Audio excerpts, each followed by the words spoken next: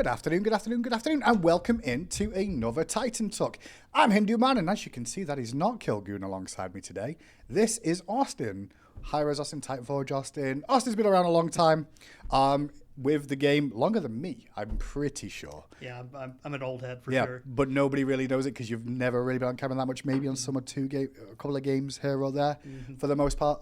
But you are back full-time working on SMITE 2 now. That's right. And do you want to move that mic just a little bit closer? Because I'm going to get told off by chat. Sorry, guys. It's my fault for not warning you beforehand. Quick update. What's up, Austin? How are you? How long have you been with us? Tell us about your story, I guess, just so the players can all find out about you. So I've been around SMITE for a very long time. I actually started at Hi-Rez as an intern shortly, just before SMITE 1 Alpha.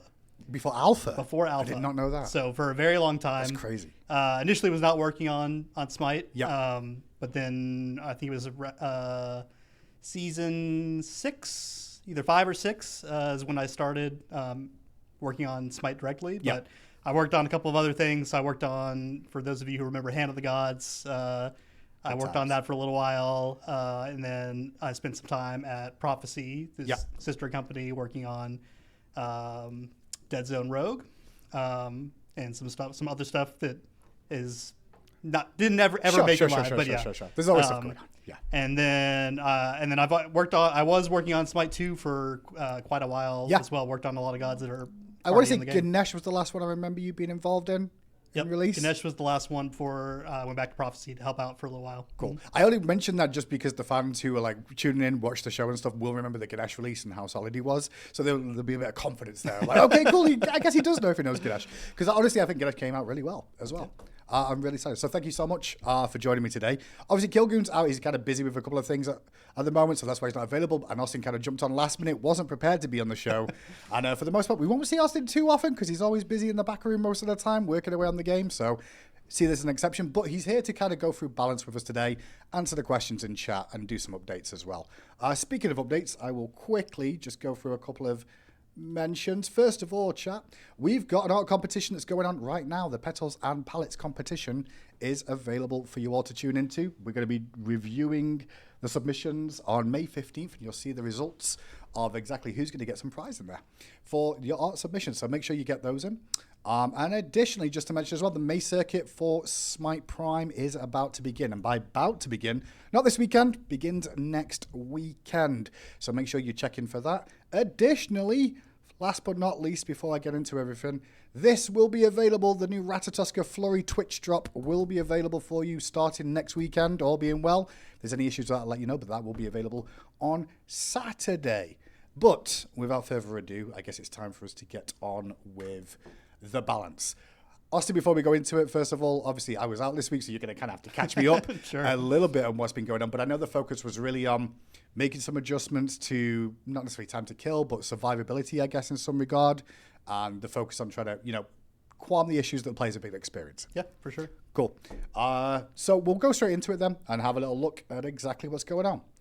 Start off with God Balance. First of all, the one thing I've got on here is the new WAR change that is already in game. Yep. We did nerf the aspect, Austin, but we didn't really nerf the aspect at first, I guess. Or we adjusted it, but it still wasn't good enough at one point. So now we've kind of adjusted it once again. This is already in live for you all. The damage reduced from 140 to 200% strength and attack is now 12 to 40% intelligence. It's now going to go to 40 to 120%. And then 8 to 24% intelligence. And also strength of metal damage reduced from 75% of attack damage down to 25%. Yeah, she's been a challenging one to get into the right spot, right? Because it's trying to make sure that we keep the identity of the aspect, which is kind of hard to do with how she functions. So she's definitely needed several rounds of adjustments. Next on the list is a small buff for Baron Sammy. This is on his base. His base heal is going to go up on his consigned spirits from 25 to 65. It's now going to be 40 to 85. I think we've seen a lot of Baron aspect, but not as much Baron Baron standard. Regular Baron has not been seeing a lot of play. He's also been not performing super well, so we wanted to give him a little love. He may end up needing more. There was one other thing that we kind of wanted to look at, but ran out of time to be able to get that in there. So Suspect that he might need a little bit more, but we'll definitely keep an eye on it and see how it's going. Another one getting a buff here as well is Chak with the Torrent. The damage is going to go up. It was 80 to 340. Now going to be a buff in the early game by the looks of it. 100 now to 340 at the later stages. Chak been a bit underperforming, I guess. Yep, he's another one that's been underperforming. He's also another one that if he needs more buffs, which he may, because this is a pretty small buff to be honest, is some targeted buffs that target both his base and his aspect separately. Okay. Because actually neither of them are doing particularly well right now. Those are things that we will probably be looking at for a future patch for sure. Next on the list is Charon as well. The Spectral Surge is going to see a bit of a damage increase here. It was 80 to 200, now will be 90 to 250. So early game, a small adjustment there. Later on, a little bit more damage, and also the base trail ticking damage is going to go up on those as well. With 6 to 14, now 7 to 15. Yep. So it's just another underperforming god that just needed some love. So I think probably will not need any additional changes. We're hoping that this is enough to kind of get him up to that, the level where he will start seeing more play. I will say the first page we've seen 3 buffs so far, and that's kind of nice for a change because I guess the last couple of patches we've been doing a lot of nerfs. We've been doing a lot of nerfs, so we wanted to make sure we were getting some buffs to the underperformers for this one. For sure. We'll mention, chat, there is a couple of nerfs. Don't worry, we're not just all buffs today, I promise you. Cupid, next on the list, is getting a bit of a love as well. Explosion on the heart bomb damage is going up. It was 50 to 170. Now will be 60 to 180, so 10 at all ranks. And minion damage bonus increased. It was 55% to 60%. He is kind of in the meta at the moment, but he's struggled a little bit like with early clear. So this is just a kind of a small buff to help him in that area. We don't expect this to like dramatically increase his win rate or anything, but it's more just a feels thing to make him a little less painful to play in the early game. It's funny because I put these in alphabetical order as always. Now I'm like, all the first ones we're doing a buff. Gab, next on the list as well. Gab this is a big one. Is getting a bit of changes here. Obviously, he's been underperformed for the most part, and a lot of people have felt this way. But first of all, his Hard as Rock passive did need to be adjusted and reduced, mainly due to the crit changes, if I'm being honest. So critical strike damage reduction reduced from 65% to 50% on him. However, his rollout is now going to be immune to slows while rolling out, so we can get that off a little bit quicker. And Stone Shield health scaling per level reduced from 15 to 10. However, that is now going to see the shield now scale with 5% of max health. And this is a big one. This is a pretty significant like level 1 buff, right? Yeah. Because you get all this is not max health from items. This is just max health. Yeah. So it is a pretty substantial buff in the early game, and it's also a buff in the late game. Like this will be a pretty big increase to the amount that you are shielding with him. Yep. I will put out in chat, I was out this week with Gab, by the way, because everyone knows I'm a Gab main, and already people in chat going, oh, it's a big buff for Hindu, and I'm like, listen, I was nothing to do with this. Yeah. But erosion exists anyway, chat, okay? Like erosion, Sunder, there's plenty of things to counter those shields. Next on the list is Ishtar, and Ishtar, Austin, she's kind of been, good release for the most part, struggled a little bit, gave us some buffs, adjusted some things, and now we're starting to see the aspect of performing a little bit better than expected. Yeah, so didn't get a lot of time to talk with. Caps is actually out right now for a wedding, so I didn't get to talk with him because he was kind of the focus on this. But a lot of this is to try to like tone down like playing the aspect as a hunter, right? Right. It's supposed to be more of a jungler. More of a jungler. So some of this is to target that and just, some minor tweaks just to try to get her in a better place all around. But like that was one of the main focuses of this is to try to tone that down a little bit. So we'll go through those now. So the aspects of Passionate Storm, the basic attack length has been reduced by 25%, which means that AoE cone will be a little bit shorter. On those shots, Blade of Retribution, the ultimate, we fixed an issue where the blades could miss targets that weren't intended in the cone. Rolling Thunder, we increased the base damage, however, from 60 to 160 will now be 75 to 175. And apologies for the page break here, but Jolt is also going to see the speed of the dash by 33%. And then Aspect Only, Explode Arrow base damage reduced from 24 to 72 to 20 to 60. Explode Arrow scaling taken from 144% strength and attack plus 28. Intelligence to 120 and strength at 24. Arrow 8-stack bonus damage has been reduced as well. It was 10 to 50, will now be 5 to 25. And Arrow 8-stack bonus scaling reduced from 60% strength and attack will now adjust to 30% strength and attack and 6% intelligence. So a lot of nerfs there to Ishtar aspect specifically. It was overperforming, but it also feels like this will be a bit of compensation with some of it. Yep. Next on the list, another buff. Look at all these buffs, chat. Capri. Capri definitely been struggling a little bit in the meta and how things stand in the support role at the moment. So Rising Dawn has seen a buff here. We've increased the duration from 3 to 4 seconds of the Rising Dawn. However, we have adjusted the damage, considering it's going to go on a little bit longer. Yeah. Does make sense to reduce the damage a little bit. So damage reduced from 10 to 26 is now going to be 8 to 24. Yep. And this is a bigger buff than I think a lot of people might realize at first glance. This is actually, like, Rising Dawn is actually a very powerful ability. It does a lot. A lot of underrated stuff in that. The mitigations you get, the protections you get for your team, the shred that you get on this too. Yeah. So it does a lot of things. So adding additional second is a pretty, that's a pretty big buff, bigger than you might think it is. So. But definitely people will be able to test it out and see it in game. Our next buff that's also on the list here, Medusa, Viper Shot. This is the one that would make me go, oh my goodness, what are we doing? The initial hit of each projectile now also deals 2% of the target's max health as bonus physical damage. Big one there for that. And also acid spray cooldown reduced. It was 15 to 13. Now will be 14 to 12. Question on the Viper Shot for you that you might know. Is this also for objectives and things like that too on the map? That'll be % health? Yep. So this is anything that you hit. Yeah. Okay. So really strong. Yeah. So it is very strong. Like, this is because she kind of had a problem where, like, if you wanted to clear effectively, you need to kind of prioritize acid spray, which means you're kind of neglecting the Viper Shot a little bit. So now, like, you kind of have a choice. You can kind of, if you want to, you can have a little bit worse clear and focus entirely on Viper Shot and really be trying to shred and box people, or be an objective killer. Or if you want to have a safer laning phase, you can focus a bit more on acid spray for better clear now that you have reduced cooldown on it. This is definitely one that we will be keeping an eye on. Sure. This is, and just to be clear, this is the % damage is one time on each of the hits. So each auto that connects. Yeah. So it's not you're not doing it with each dot tick. Yeah, it's not the dot tick. It's just the initial application. Yeah, and it does get reduced by protections. It's not like true damage or anything like that. So. But it's very strong, so we will be keeping an eye on this. But she was definitely one of the underperforming hunters in a lot of regards. So. I think that was the hard thing, is trying to find certain candidates to buff, because there is weaker gods, but sometimes the community does feel like they're very potent already, and it's a bit very difficult. Yeah. Next god on the list is going to be a nerf. It's Mercury's Special Delivery. It can no longer be manually cancelled early.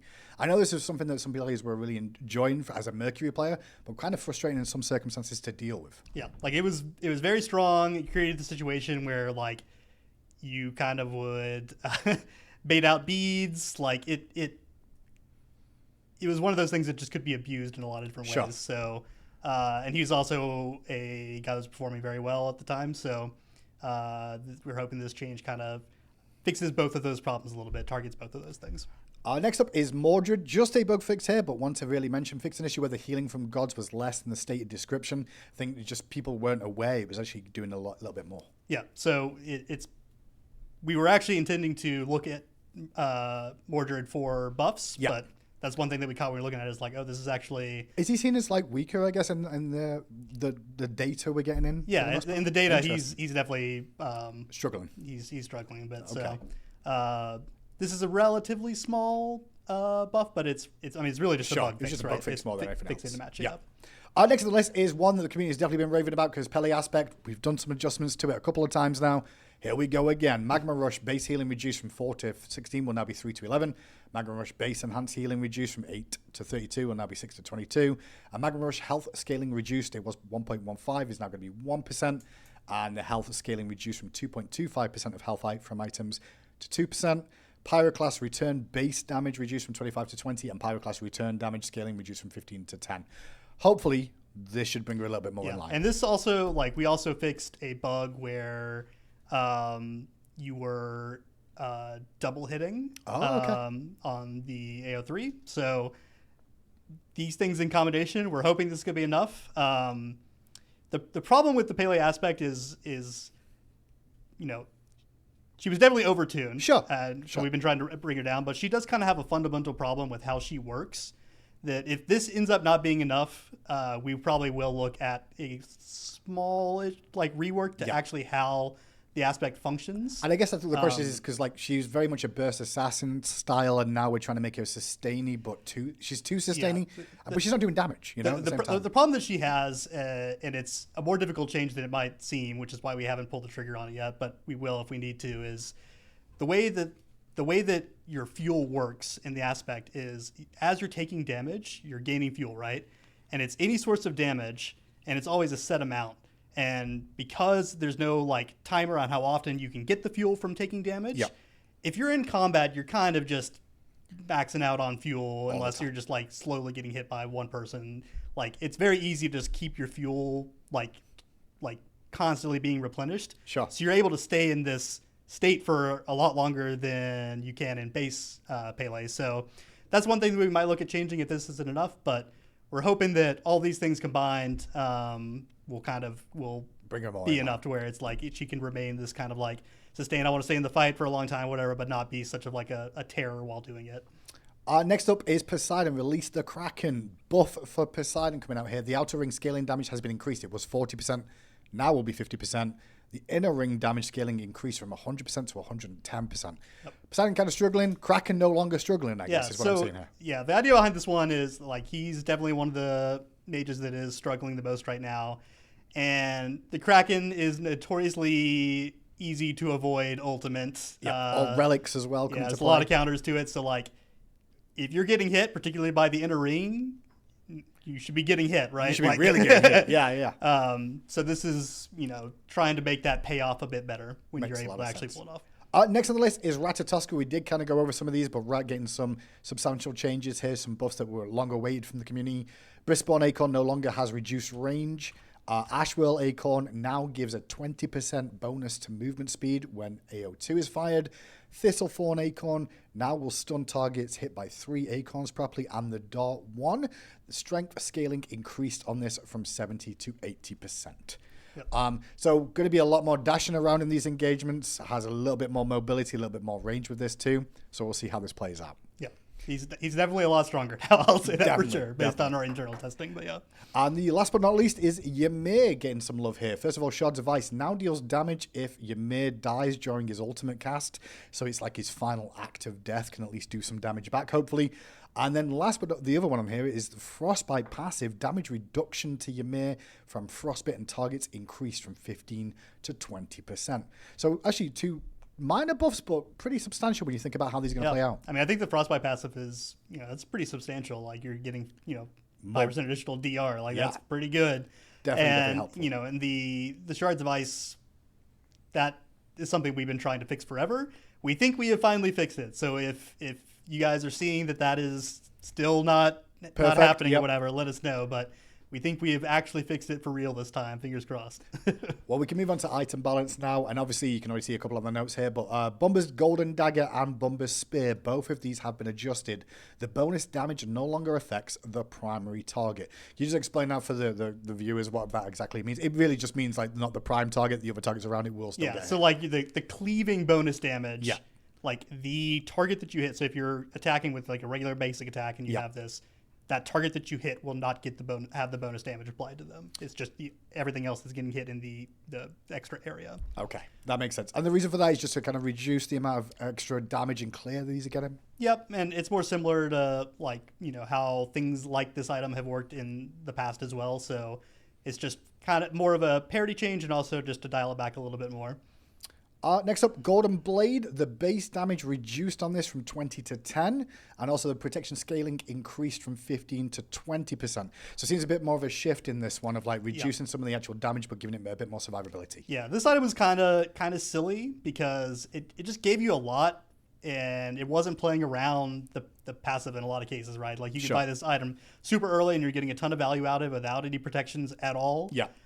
So now it's, it's a little bit of a shift. You're still getting some early damage. So like, it's not a case where like you're getting nothing. And if you don't have any protections already, you literally do nothing. Yeah. Like you still get some upfront damage, but more of it is shifted into the scaling. So you want to be building more protections to get the maximum value out of it. Now, next one, as you can see on the screen there, a couple of changes to some of the tenacity items. And the reason for this is we made some changes to tenacity to include things like knockups and vortexes, but also tenacity wasn't working as intended this update, as we mentioned, in terms of slows and things like that. So tenacity is going to be a little bit more potent consistently in these games that you're coming across. but we're aware of how potent they could be. So tenacity as a whole is kind of coming down a little bit in terms of the stats you can get for this. Yeah, basically every item that gives you tenacity as well as yellow buff, like it's it's been reduced across the board because you're just getting more per point of tenacity than you were before. So quick recap of those. Mantle of Discord, tenacity reduced from 20 to 15. Resolute Mantle is going from 20 to 10. And buff tenacity reduced from 10 to 5. Take into account, Resolute Mantle does stack as well as you get it, so you keep getting more tenacity the more you get hit. And Shroud of Vengeance tenacity from 20 to 15. Spirit Robe tenacity from 20 to 15. And that's all the tenacity stuff, I believe, as we move on to Spectral Armor. Now, obviously, I think this is a fix more than anything, but also we fixed an issue where having multiple in the same team could allow the aura to stack on the owner. So if I owned it and Austin owned it, we'd both be giving each other the aura, so we'd be getting even more effect from that. Yeah, and this is actually, like, so this is, and I don't know if I mentioned this to you when we were talking about this before, but the intention is now, like, you actually don't get the aura yourself at all anymore. Oh, okay. Gotcha. So, because we were going to nerf the, the reduction to match, the global crit multiplier change, right? So now it's really just, you're getting the same amount of crit reduction that you were getting before on yourself. You no longer get the aura. You give the aura to other people, and you also, if you own the item, are not getting the auras from someone else who has makes the item. sense. I'll update that note for the viewers as well, just to make sure that makes sense. So this is definitely one that we're going to keep an eye on to see how it's performing, because this is a pretty big shift, but it should be, like, the intention is it's still a very substantial item if you're trying to counter crit, but it's removing some abuse cases and trying to compensate for the crit changes. Definitely. And just make sure that if somebody builds crit, you can't be just be counted by literally one item, hopefully. It's kind of the goal. Next on the list is two items that are back-to-back here, Void Shield and Void Stone. Both, interestingly enough, have had some adjustments to give them more protections and also remove a little bit of the power from them in a sense, because the amount of adjustments they get for protections. Yeah, so this is actually a shift to be, so they are more like they were in Smite 1 now. Right. So this is a pretty big change to how, these items are positioned. They no longer give you strength or intelligence anymore at all. Yeah. They are purely protection items that are there with, you still have the protection reduction with the, the passive effect, but these are very substantial protection items. So, like, if you're like, I really want some strongest ones in the game in terms physical protection, like, this is maybe an item that you want to consider buying now. And they do both have those aura effects of being near targets, will reduce the amount of protection they're having as well. So real quick, Void Shield, strength removed, physical protection increased from 30 to 55, and Void Stone, intelligence removed, magical protection increased from 35 to 60. Both of these have also been adjusted to make sure their build path feels a bit better as well. So now builds out of Metal of Defense and Legionnaire armor for the Void Shield, and Void Stone now builds from Metal of Disruption and Circle of Protection. Yep. And that is all we have on the items. And one other note I want to make on this as well is, we also, when we were kind of looking at these, like, for a future patch, one thing that we want to do is there are a couple of other mainly protection items, but also some other items in other categories as well that we want to potentially bring over from Smite 1 that you might be familiar with. You mentioned new items, is that what you said? Or new passives? Or new items entirely. Oh, okay. Yeah. So they'll be new to Smite 2, but they will be items that are from Smite 1 that people will recognize. Gotcha. We don't have a timeline on that or anything just yet, though. I think we might try to get a couple of them for next patch. I don't want to make any promises. That's why I was trying to protect you by saying, hey, we don't know a timeline, right? And you're like, yeah, maybe next patch. Yeah, throw it out there, whatever. Again, no promises. We're going to try to see what we can get in, but it's on the radar, basically. That is on the radar. There are a couple of items that we know that people really miss from Smite 1 that we want to try to get in. And again, awesome. Just because it's your favorite item doesn't mean that's one I'm talking about. We're not bringing every item over from Smite 1, but there are a couple that we're specifically targeting that we want to try to bring over. Makes a lot of sense. Now, obviously, chat, these are all available on Smite Prime as well. If you want to head over to there, you can recap these notes. The full list of balance overview update will be available on Monday/Tuesday on the release, and that will include the jungle changes as well. We did make some adjustments in the jungle and on the conquest map in terms of mid-game experience gain in the game, and some jungle starter camps of when they actually spawn on the first rotations. So we'll see some more adjustments there as well, just as a heads up. But that's it for the update in terms of like what the overview is going to be. So now we can kind of take some questions from chat here. And this is where they grill you about everything in your life, Austin, and find out what's going on. If you have any questions for Austin or in general about the patch, let us know, and we'll try and answer them here. Let's see what we had already. I'm just going to scroll back up real quick. Seeing Rat's Brisberry Acorn Tooltip says the dash reset lasts 10 seconds. However, it only lasts 5 seconds, which is intended. I'm actually not sure. I will look and make sure that it is updated to represent what it is correctly supposed to be, though.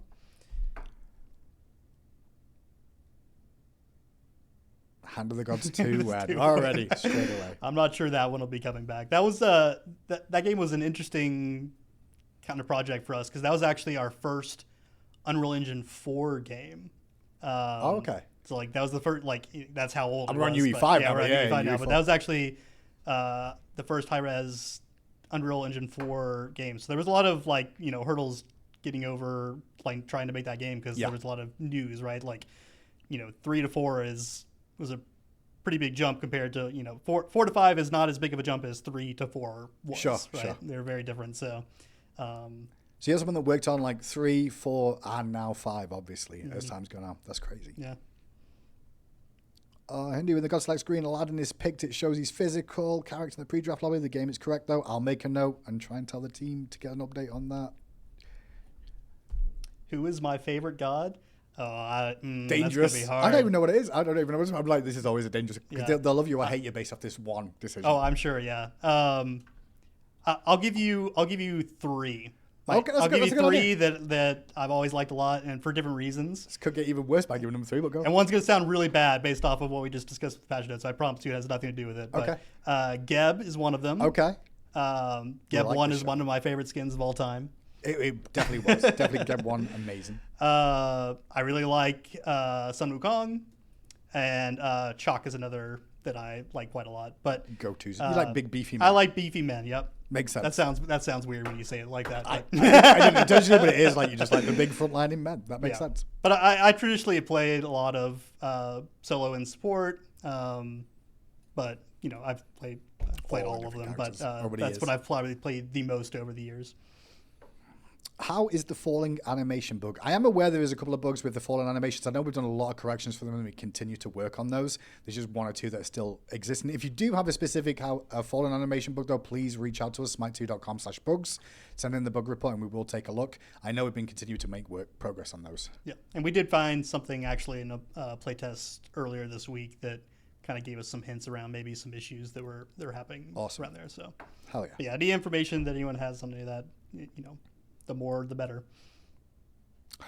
Thank you for blessing us with your presence, Austin. What is the most shocking change to Smite since Smite 1 beta?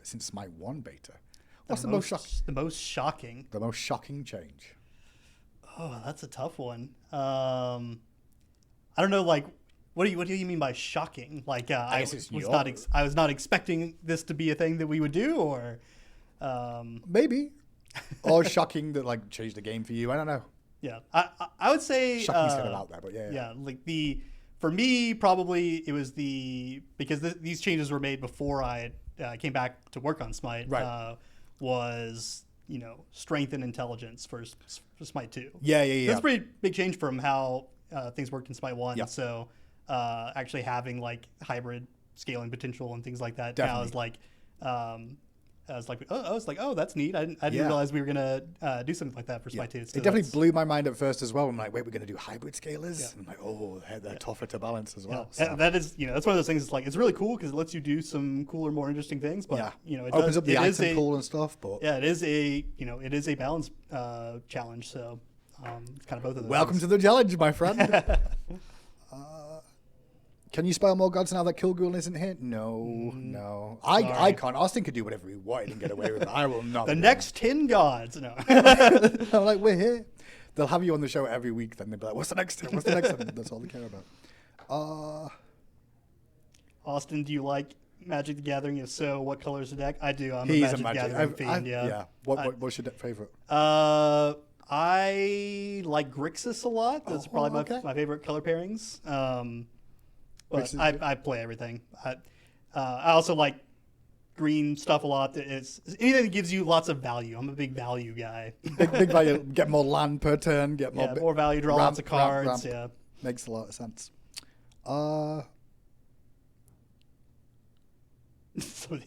What are you eating for dinner tonight, man? I don't know. Haven't gotten that far.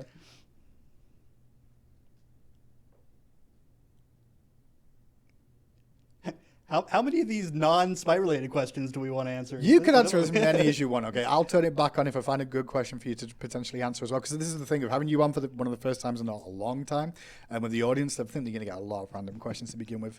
They're trying to fill you out. You see, they're trying to work out your weaknesses or what your expectations are. Oh, he's a tank beefy player. He's not going to care about the junglers. He's going to want to make sure he's super survive. You know, that spot's going to go on. Yeah, I'm a sucker for tangents, so I'm probably worse than Kilgoon on that. So I'll try to not answer too many of those.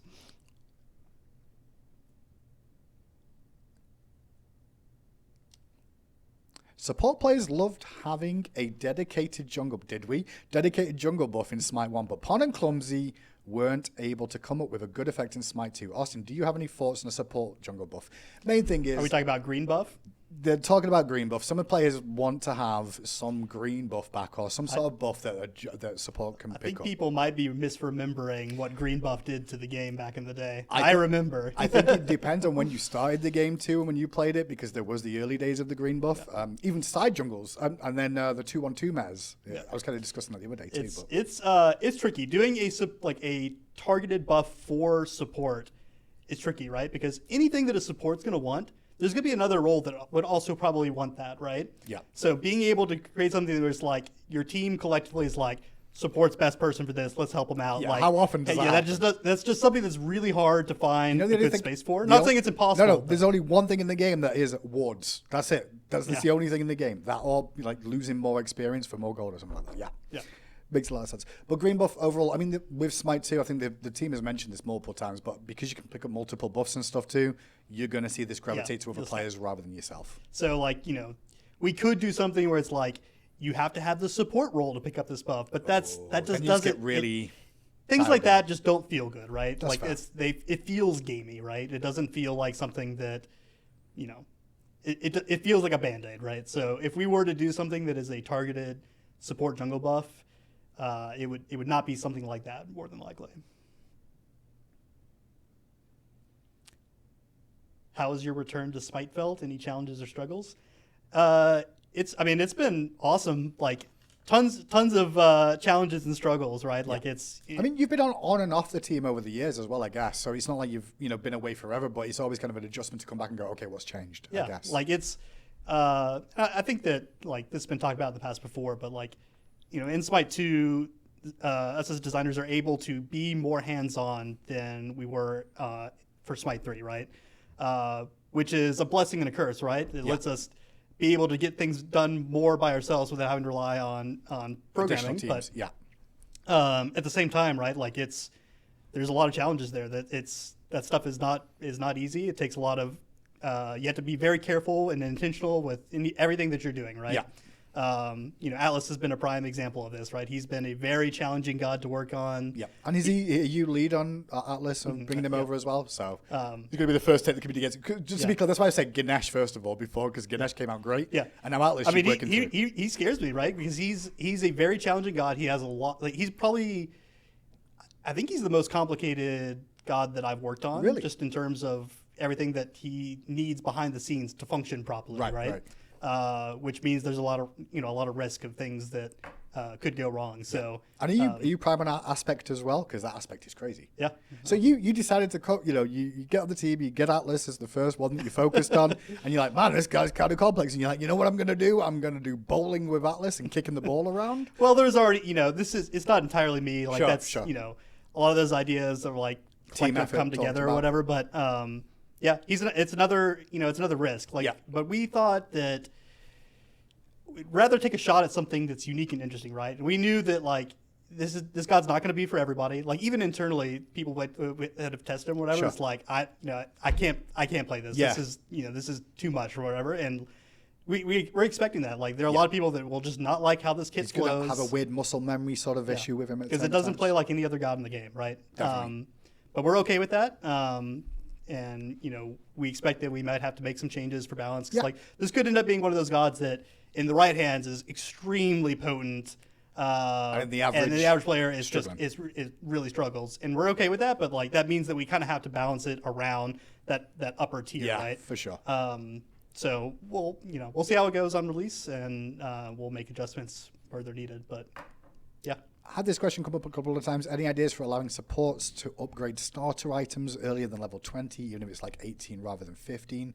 I do get the argument on that. I think it's something that the team to look at, though, because I guess because everybody can buy these starters now. Yeah, with the way they work now, like that's tricky, right? Because, are you just allowing these 2 items, which not just supports can buy, anybody can buy these items, whatever, to work differently than the other ones just arbitrarily? Like, get that, like, that feels bad as a support. Like your ability to upgrade them is delayed compared to a lot of other players in the game. But at the same time, it's like you're not the only ones that can buy those items. So I think I would rather buff those items just straight up. So that they're more desirable and you don't care as much about the delayed upgrade. Than trying to make an arbitrary change so they function slightly differently from every other one in the category. The threads are starting now. Support items getting buffed. Support stars getting buffed. That team will definitely take a look though and try and work out some ways to make them a little bit more valuable. Because to be clear, as the game goes on, those are really strong when they do hit level 20. I know it takes a while to get them, but getting those support items to upgraded is really, really powerful.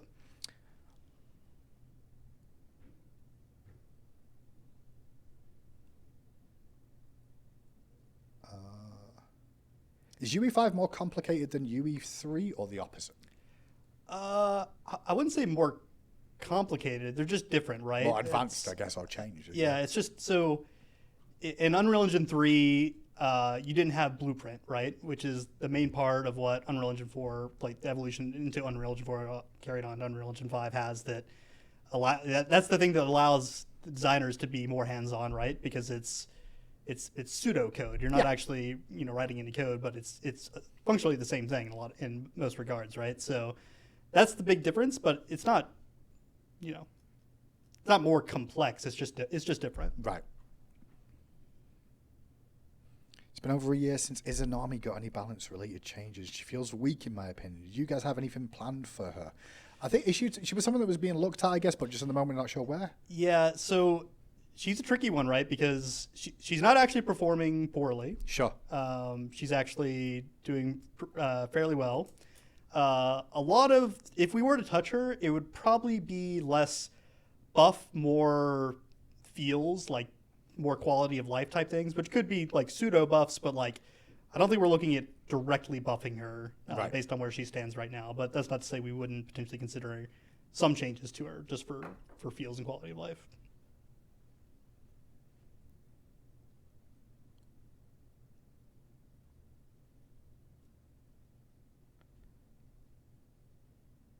What's your favorite funny non-god breaking bug you've encountered?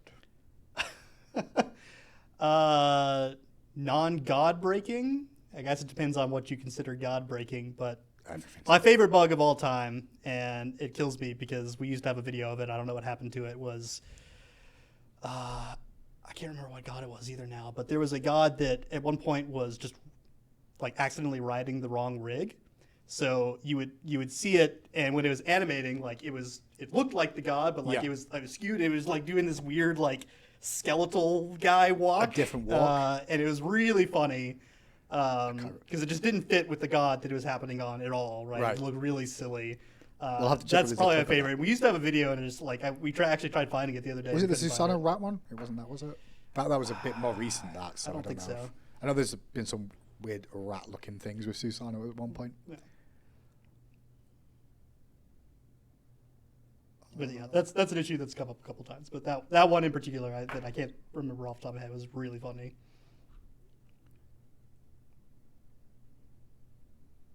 I have a bug where I can't vote during surrender votes. Is that a known bug? I'm not aware of that one. I don't think I've not heard of that one. I'll make a note, but if you can send a bug report in for that one, that would be great, because if you can just give us more information of like what exactly was going on, what platform you're on and stuff, will give us some insight. But I've not heard of people not being able to surrender vote. I mean, some people would appreciate like their teammates not being able to surrender at times. Can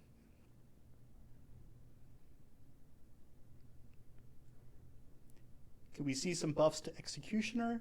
So penetration is one of those things. I know we've talked about this before on the show. Yeah. Like it's something that we want to address, but it's going to require the changes that we want to make are going to require a pretty systematic change to basically every item in the game. Right. How penetration basically works. I don't know how much we've actually talked about, so I don't want to go too deep into it, but like not too much. A big amount of changes to a lot of things in the game all at once would be kind of required for what we want to do to allow us to make some changes that we want to make to penetration. And I can't say exactly when we're going to do that because it's one of those things like we have to find the right time to do it because it's a lot of work to do. Yeah. And we work on a very quick 2-week cycle, right? Yep. Yeah, so being able to get everything that we want to get done just normally and all that stuff, like trying to find that the time to do that is challenging, but we do want to do it. We have a new designer starting soon, so hopefully once they get up to speed, we'll have a little bit more manpower, and then we can find a good time to be able to tackle that. Sounds good. I will say as well for the community, like we've just gone through a lot of very, very quick moments of like we just had a tenacity dampening echo, made adjustments to crit, map changes, and I think there's a lot of stuff that's in the game right now where it needs to settle a little bit. We need to kind of, in my opinion, balance it out a little bit and also give the devs a little bit more time to work on the penetration stuff in the background.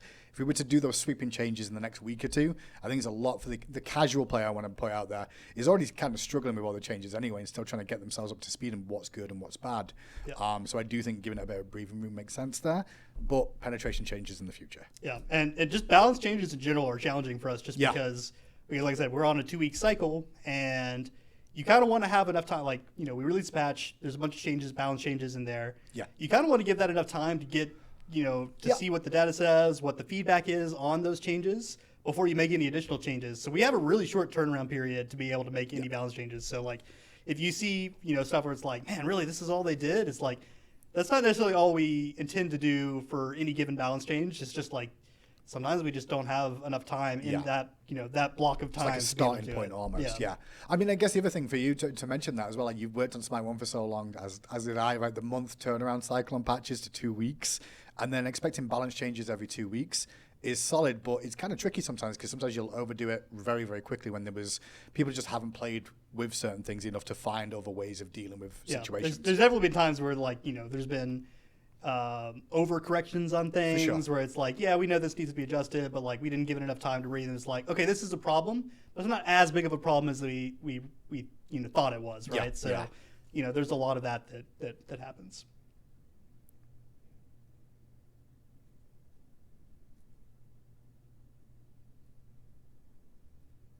Can you explain, like I'm 5, the new stats, please? Are you talking about the tenacity and plating? Yeah, like tenacity, dampening, plating. I think the community's kind of struggling because we've not done a very good job overall of explaining those. There is a tooltips in game with them, but nobody reads the tooltips in game. So the simple explanation for them is pathfinding is just movement speed that you gain more of it when you are out of combat. Plating is just damage reduction against basic attacks only. Dampening is just damage mitigation against abilities only. And tenacity is just reduced effectiveness of crowd control. Like that's the simplest way to describe them, right? Like, I've seen a lot of people that are kind of confused, particularly around plating and dampening, which they're really simple, guys. Like, just think about it as like, man, they got a lot of people that are auto-attacking me really hard. I'm dying to a lot of auto-attackers. Maybe I want to build some plating. Like, plating is really good against that, right? Because it's just pure DR up to a certain cap, right? But, like, it's just pure DR against that specific type of damage, right? So that's probably, like, that's the best way to look at those.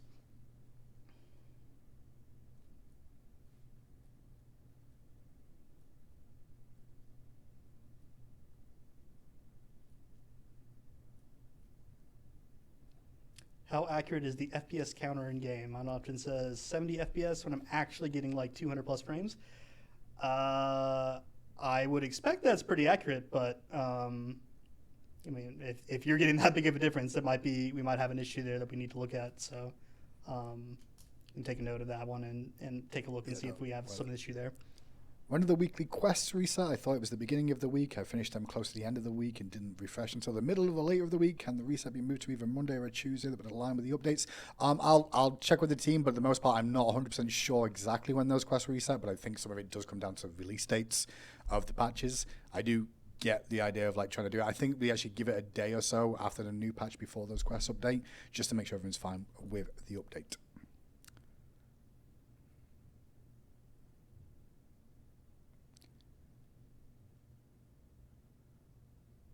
Rat's passive gets an indicator to track the hidden timers on multi-dash and double 2.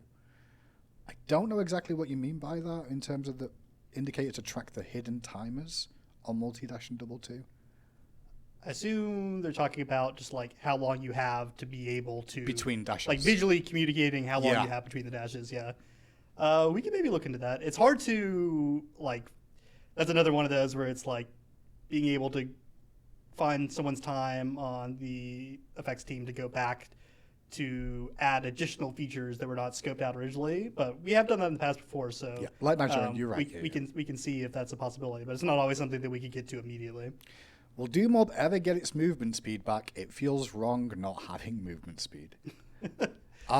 If we were ever to add movement speed back to Doom Orb, it would actually probably be Pathfinder. That's what I was going to say at first. I could be Pathfinder. That's a possibility. We're constantly evaluating where items stand or whatever, and making sure that there's no extreme outliers. So I'm off the top of my head, I don't know where Doom Orb currently is, but I don't remember that being particularly strong or weak, but it's one that we could look at maybe. But if we were to do that, it would certainly be pathfinding. Do you have any favorite figures in mythology? Favorite figures in mythology?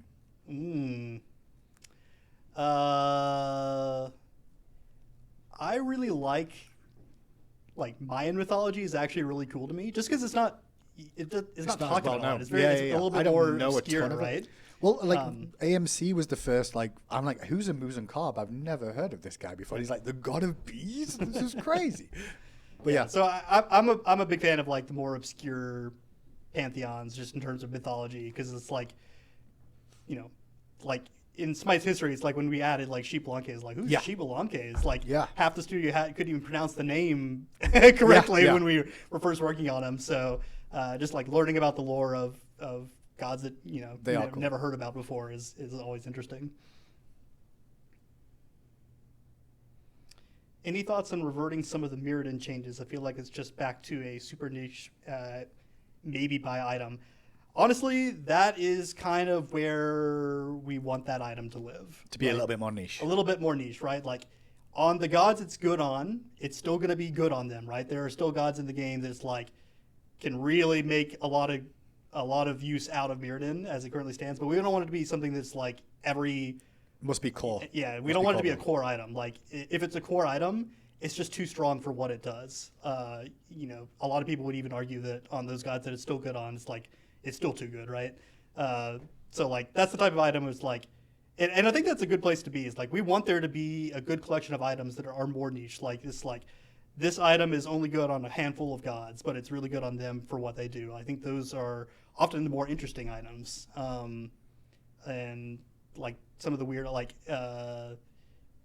we had somebody that's using Jade Scepter in a playtest today, and it's just he gets somebody in every playtest that he uses it, right? Yeah. And it's no one expects the Jade Scepter. And it's I think that's just a cool item. A lot of people aren't really using it, but those items I think are good for the game, especially if they're at a good balance point where it's not everyone's buying it or whatever, but they do cool things and you can find some interesting ways to use them.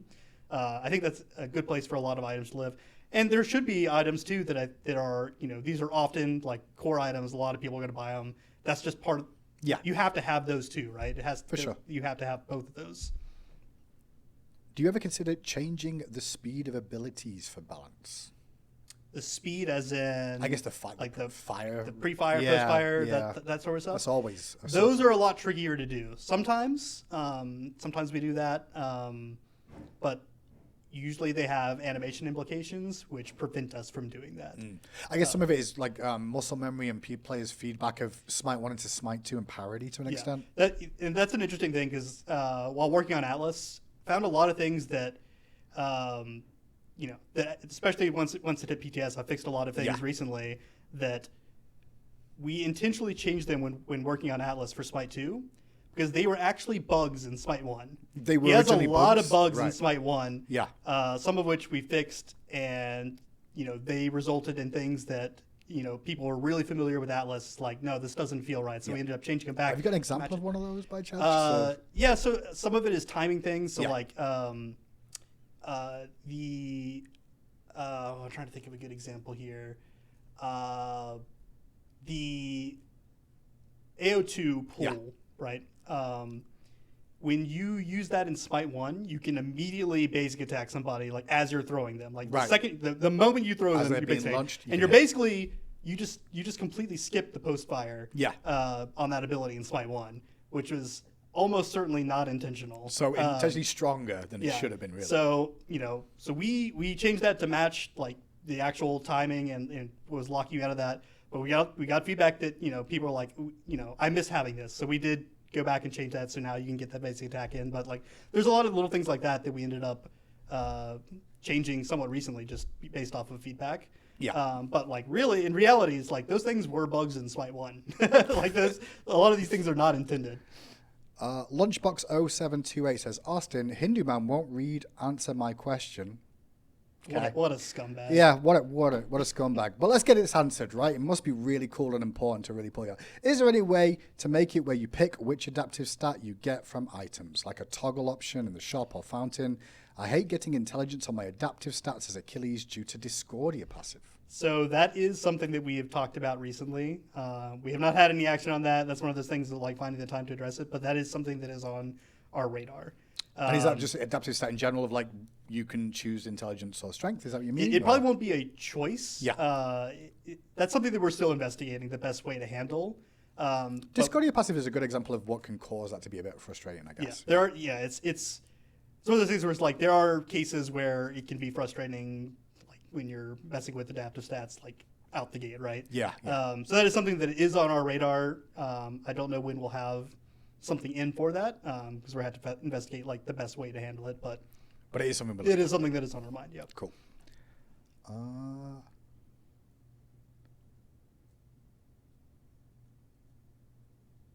I feel bad because it's just grill you questions the whole time. That's fine. It's not been much else. Real quick, we'll take a quick second as we just keep looking for a couple more questions. I will mention as well, we did talk a little bit about Smite Prime with the May circuit coming up, but also we have the Smite Summer Bash coming soon on Smite Prime with more esports content. This is really focused between the period of June and August 1st. You can check this out, available on the smiteprime.com website. But a bit of more of a look at what esports content is going to be available over the summer.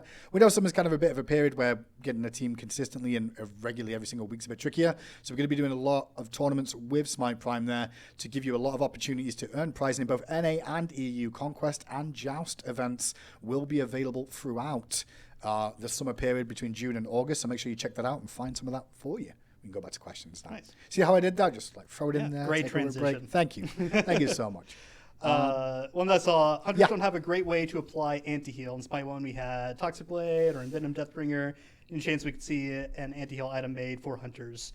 That is maybe a possibility for one that we could potentially plan to bring over from Smite 1 potentially in some capacity. Okay. You're giving more and more away about no promises, but like if there are like the main things we're looking for are like are gaps. We're looking for things like there are gaps and stuff that we don't have, so maybe that's a good candidate. We'd have to look at that and just see holistically if we think that makes sense, but that's one area that we're looking at. Another area that we're looking at for items, not necessarily just bringing over, but there are some items. A good example of this is like dual protection items in the game right now. There's a lot of redundancy. There's a lot of similar items, particularly, like I said, with dual protection items that just do similar things. They're slightly different. You can maybe make a case like, oh, this one's really good in this specific scenario. This one's better in this specific scenario. But they kind of do the same thing where it's just like you get a little bit of both protections and some sort of passive that is also some sort of defensive thing that you might want or whatever. They just do them slightly differently. So some of those items, we might look at potentially shifting to work a little differently to fill, cover more, to work a little bit differently so we have less redundancy there. Has any progress been made to get content creator guests on? No, there's been no progress made on that, Goosey, mainly because I've been out of office for a week. There's an idea of maybe bringing on a content creator or two to ask questions, but for the most part, it'd be with me and Kilgoon anyway, and for the most part, they could just ask the questions in chat. I don't really see the huge value in it. We do go over content creators and their content. If anything, it just feels like a weird grill session for both of us, and I'm not sure that really is the content. For the community, enjoy it for the drama, but I don't think it's worthwhile rather than having creators send in their questions, we discuss them the same way we've always done it, personally. So someone mentioned Freya's versus Draconic. That's a perfect example of what I'm talking about, two items that are just very similar in what they do. Can you update Sylvanas Wisp's heals not stacking properly at all with Heartward Charm free use? It makes him feel bad in Assault, especially. I'll have a little look into that and see what's going on with the Heartward Charms. No guarantees, but I will try and pass that one along and find out what you mean by the Heartward Wisps not doing it and giving the sustain.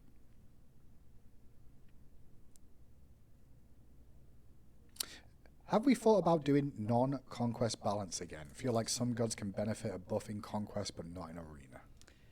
How do you feel on those sort of changes? It's really hard to find something that you can buff or nerf that will only affect in a particular mode. Gotcha. Well, we have in the past. We have in the past, Yeah, yes. have done like arena changes or like non-conquest. This is buff, this is nerfed. Yeah.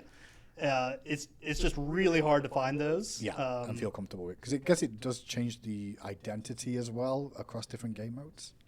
Yeah. Well, are you talking about like, are you saying like just general balance changes that would affect them, or are we talking about this works differently in a different game mode? That's, yeah. Oh. Yeah. So like, for example. I'm not sure about that. In arena, Zeus can only detonate once every 25 seconds rather than every 7. Yeah, that's a lot. That's even more tricky. We have done some of those in the past, but it does have a knock-on effect. Yeah. So, not saying that we would never do something like that, but that's not something that's currently on our radar to look at doing for anybody. Gilgamesh 3 is using double his mana, which really nerfs him. That is an issue that we have actively been looking at. I think it may already fix. It's fixed. I forgot to mention that on the show. A lot of people reached out to me going, Hindu, have someone look at this because the double mana on Gilgamesh. I did have a talk, and shouts to Rocky. You all know Rocky. But he did tell me that they did put a fix in for that. So mana cost will be normalized for Gilgamesh. Additionally, one other thing as well, a Wheelix pull. If you pull someone with a Wheelix now and they do beads it or whatever, they will lose their mana for using that. That was the specific change. That was actually why it took a little while to track it down. It really wasn't a Gilgamesh issue. It was actually a Wheelix issue. And you forgot to upload Wednesday's Titan Talk episode. No, I didn't. I definitely did it. I'm pretty sure. I'm going to look at it now and it's going to be like just saved as private for some reason. I'll take a look at the Titan Talk episode for Wednesday. My apologies if it's not on their chat. Oh, sorry. Not speaking enough into the mic. My bad, guys. First time. How was my holiday? I didn't really have a holiday. It was my birthday week, and I had a lot of things going on at home and home life to take care of. So I was like, I need a couple of days away. So that was really the reason I was out for that week. But not going to lie, I did kind of keep an eye on what was going on and try and stay up to date so I wasn't completely blind coming into this week. A pseudo staycation. Yeah, it was kind of like I'm out for a couple of days, but different things going on. So, does Austin have a screen name? The name that I use like on Discord, if you ever see me there, is Jakiro. Jakiro. Where'd you get that from? Was you just that was from? That's actually there's a character in Dota, and which is funny because I played a lot of OG Dota as a Warcraft 3 mod Dota. Yeah, the real OG. And I actually despise Dota 2. Well, it's entirely Dota 2 is interesting because it has turn on movement, right? Which as far as I remember, was not a thing in original Dota, and I hate that. It actually ruins the game for me. So I could just never get into Dota 2 because of that. But I was wrong. You definitely uploaded it. Thank you. Okay, YouTube is videos up. Cool. That makes me feel bad when I see that. I'm like, I swear I did it. Maybe I didn't. No, I messed up. Okay, it is approaching 2 o'clock, and at this time, you're not going to be on the show that often, but we do go one more question, and that's what we're going to do now. Okay. One more question. I'm not going to overdo it today because it's just you. It'd be really weird if it being me every time we're on the show. So we've got time for 1 or 2 more questions real quick. Find the one that you like the best, Austin. I've got one right here. Is it the waffles or pancakes one? No, we can answer that one too. Okay. I'll answer the serious one first, and then we can get back to that one. This question was, what's your stance on healing enchanter playstyle? Like if you had the rain, what would you do? Technically, you do have the rain, right? Well, I guess sort of. But, Yeah. So I personally really enjoy that play style. But in a game like Smite, it's really hard to balance that play style. We do have some that exists in Smite already, right? Like you have Umoja is kind of that play style, Aphrodite is that play style, so that does exist. But like there are very specific constraints that you have to work in when designing a god to be that archetype, right? So it's just not something that we get to do often. Sure. But it is something that I enjoy. Like I enjoy playing Aphrodite support. That's fun. Umoja support is fun. But like it's tricky, right? Because you avoid some of the downsides while keeping a lot of the upside, which is like why Umoja's traditionally been a bit of a problem in some ways. So they're hard to do, but I do enjoy playing them, and that's something that like we're not opposed to doing. So that's that. And then what was it? Waffles? Yeah, you got to answer that one too. Waffles or pancakes? I much prefer waffles. I'm a waffle enjoyer. That's I think. fair. That's fair. They're tailor made to retain the syrup. Yeah. Right. Like I That's feel true, like that's you true. if a good waffle gets soggy less quickly than a pancake.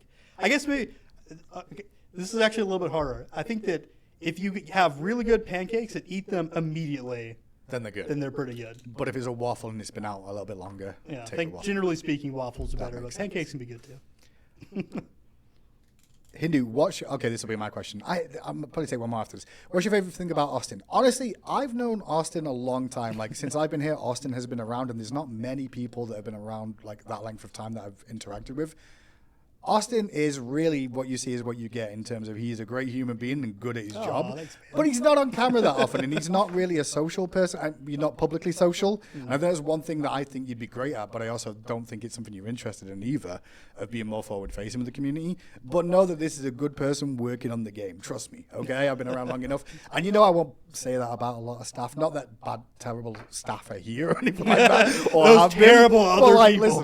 Listen. I back Austin, okay? That's what I'm trying to get at there. And then also make you blush for some reason by saying that. What can I find one other thing before we go, just to end it? Since you made sure Geb passive can't reduce crit damage below the damage of non-crit, can you do the same for Spectral Armor passive? It makes ability crits do even less for non-crits. We did just make an adjustment to Spectral already. Yeah, so it we'll have to evaluate where it lands. Yeah. But like you should no longer be getting your own aura, So and it you're not will getting the reduce. aura from anybody else. So it won't be as potent as it was. it's not going to be as potent as it was before. There you go. All these update changes as well, these overview notes will be available on Smite Prime. We will release the full notes come Monday or Tuesday. Atlas will be available. And PTS is available all weekend for you all to jump on, test out, and mess around with some things and bits and pieces too. Any final thoughts before we let you go? Yeah, I mean it was We fun being on here. I we don't know really how appreciate often you being on. I'll be back, but It's just however know you, that however I'm often around. you want to, but also you're always working in the back room. Thanks so much for tuning in, everybody. Really appreciate you. Have a great weekend. And if we don't see you, we'll see you on the battleground. Goodbye.